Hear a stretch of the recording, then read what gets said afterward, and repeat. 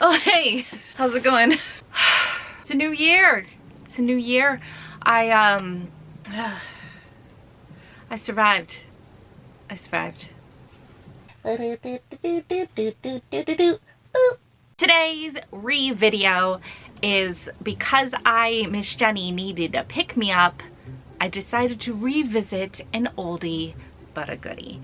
I got some friends together because I didn't punish them enough with drinking wine over and over and over and over again. I decided, hey, we should all watch this movie together. Sounds like a good idea.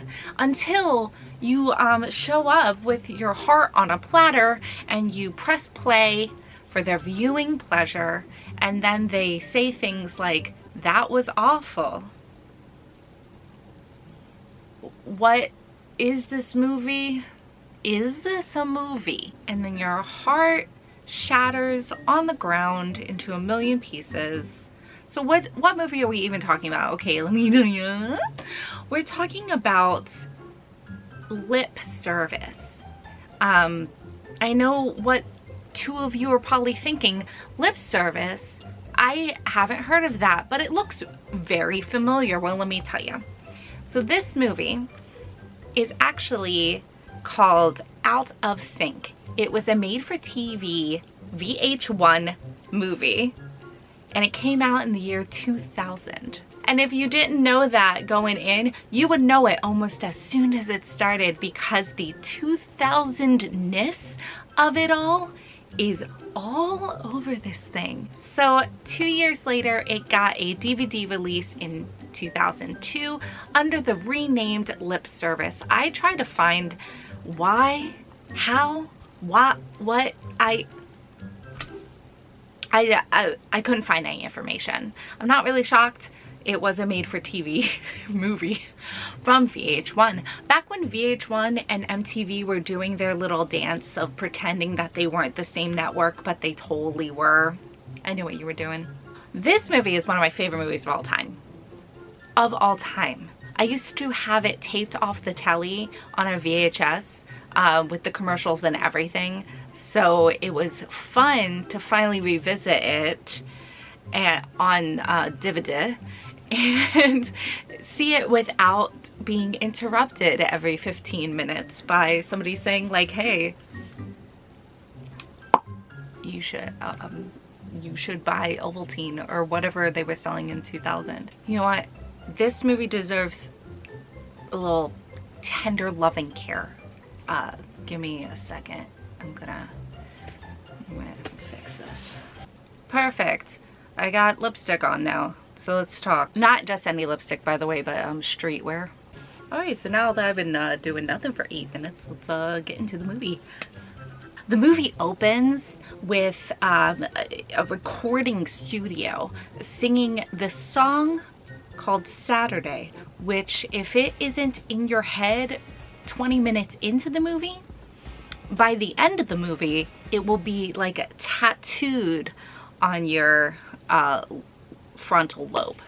Why are they in the studio? Well, a record producer slash songwriter guy, he writes songs. He's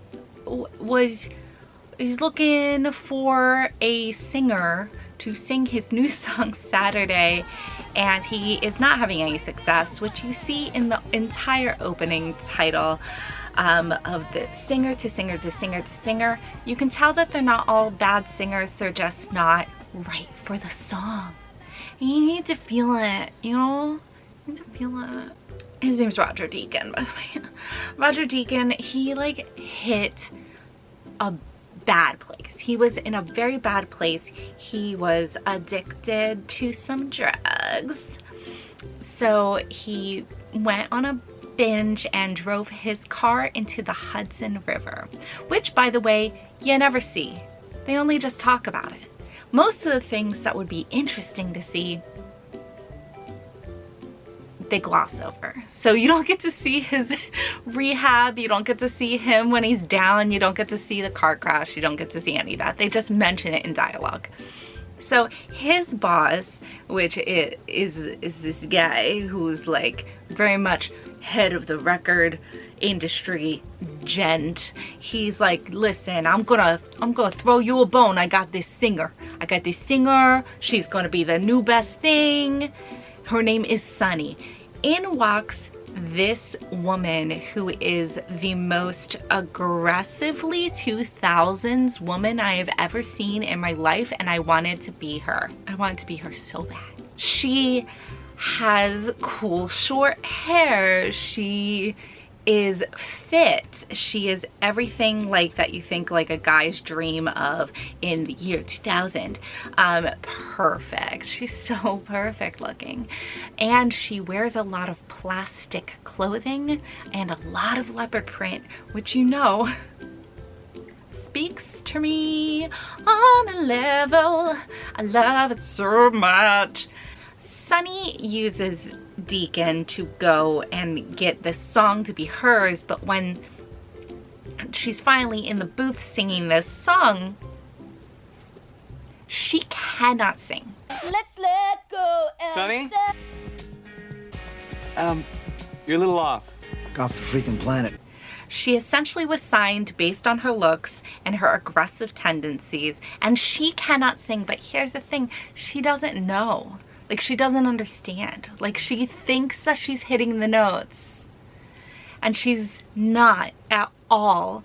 And I really have to give it up to this actress, because when you are singing and acting like you can't sing, that is an art. She just really hit those sour notes just right in the face. Well, this is a problem, right?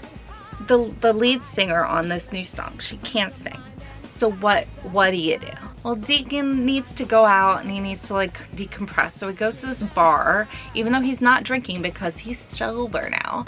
He's just, you know, getting loose and feeling what's it called. And it just so happens to be karaoke night. In walks in the character Maggie, who is a mother of 2. And she's a house mom. She's wonderful. I love her.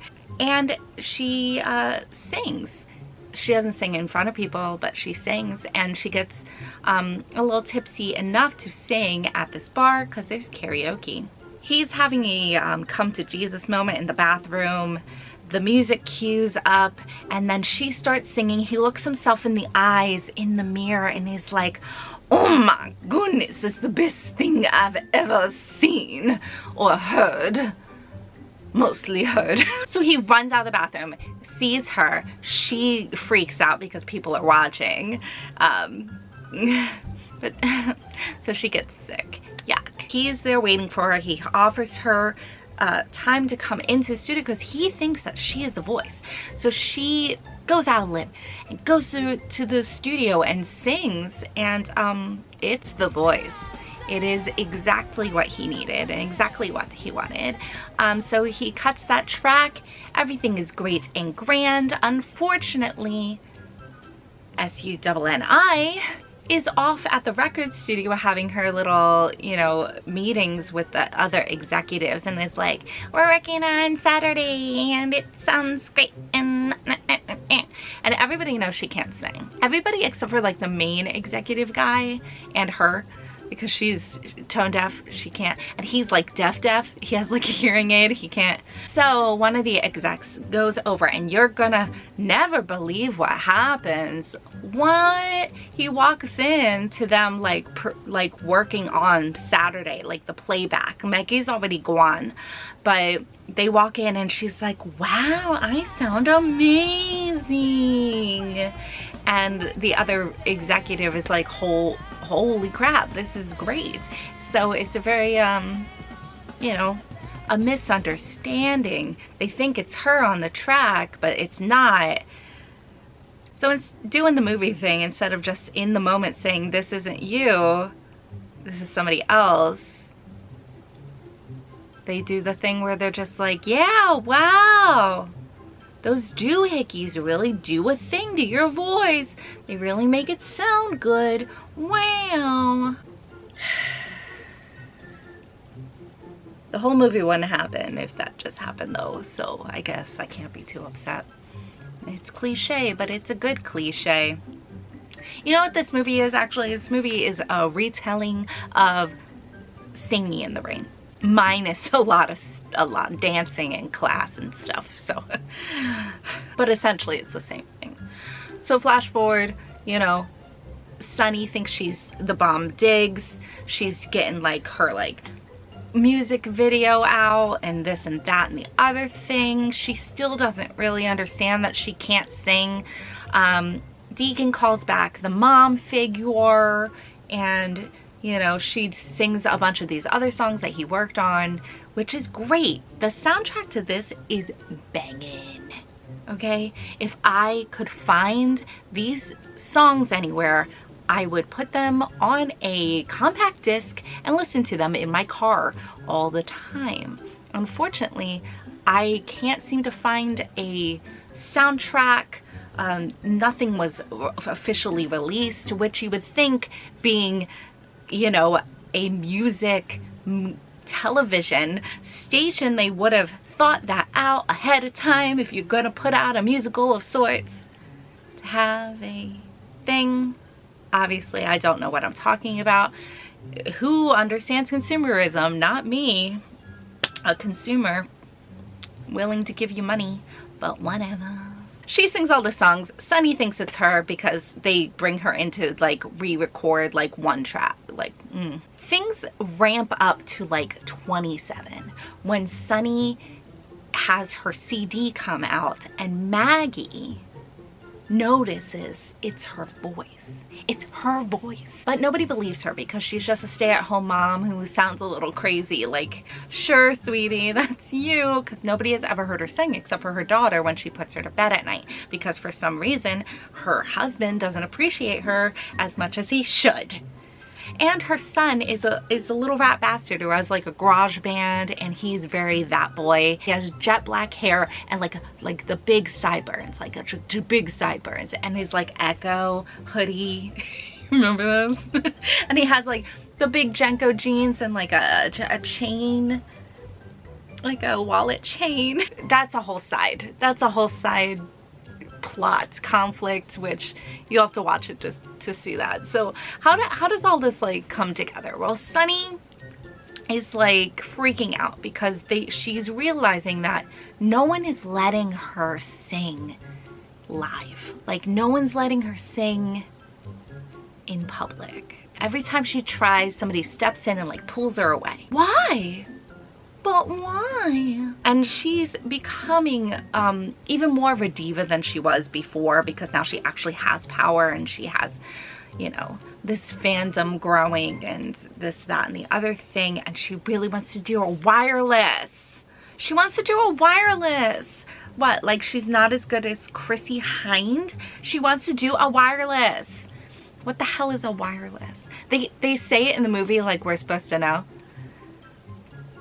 It's like Unplugged, and I get it. It's like the bootleg version of Unplugged. Good. So they set up this big thing for her, and then Maggie gets together with Deacon, and they have a ruse, and they out Sunny.